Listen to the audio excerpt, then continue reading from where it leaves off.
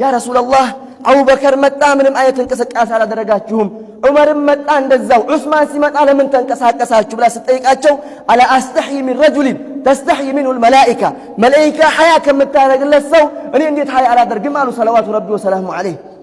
ዑስማን በሐያት እያለ መላኢካ ሐያ የምታደርግለት ሰው በምንድን ነው? በሥራ ነው። በምን? ለዚህ ዲን የከፈለው መስዋዕትነት ሁሌ የማይረሳ ነው። ካነ ሙጀሂዙል ጀይሽ ጀይሹል ዑስራ ያንን ትጥቅ ያስታጠቀ ገዘዋ የዛ ጦርነት ላይ ሙስሊሞች ብዙም ንብረት አልነበራቸውም። ተመልከቱ፣ በዲናር ደረጃ 1000 ዲናር 1000 ዲናር ነበር ኢንፋቅ ያደረገው። ዛሬኛ በዛ በዑስማን ቦታ ሆነን ምን ያህል ነው መስዋዕትነት የምንከፍለው?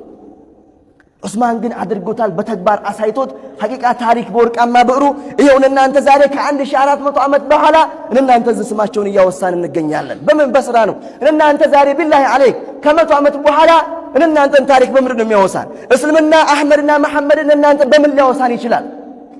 ተመልከቱ፣ ከ1400 ዓመት በኋላ እናንተ ዑስማንን እዚህ እናወራለን፣ እነ አነስን እነ አቡ ሁረይራን ሌሎቹንም እዚህ እያወሳን ስማቸውን እንጠቅሳለን።